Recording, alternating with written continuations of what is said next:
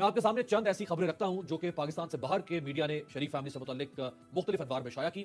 Raymond baker نے اپنی کتاب کیپٹلزم ایکائلز ہیل میں الزام لگایا تھا کہ نواز شریف صاحب نے 2 دفعہ کی وزارت عظمیٰ میں $418 ملین کے مالی فائدے حاصل کیے۔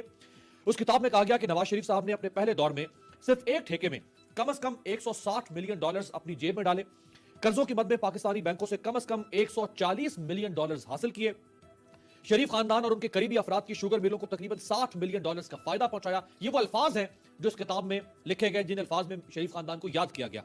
شریف خاندان اور ان کے قریبی افراد کی شوگر ملوں کو تقریباً $60 ملین کا فائدہ پہنچایا گیا۔ نواز شریف صاحب نے امریکہ اور کینیڈا سے گندم منگوانے کا ٹھیکہ واشنگٹن میں اپنے کسی دوست کی کمپنی کو دیا، جس میں سے $58 ملین کی رقم غبن کی گئی۔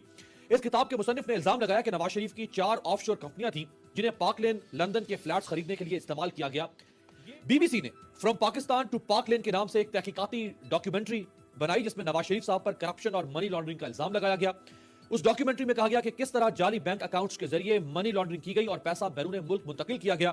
اس ڈاکیومنٹری میں نواز شریف صاحب کے برطانیہ میں اثاثوں کو بھی کرپشن کی پیداوار کہا گیا۔ برطانوی اخبار ڈیلی میل نے جون 2018 میں نواز شریف صاحب اور ان کے خاندان سے متعلق ایک خبر دی جس میں نواز شریف صاحب کو پینٹ ہاؤس پائرٹس یعنی پینٹ ہاؤس قزاق کہا گیا۔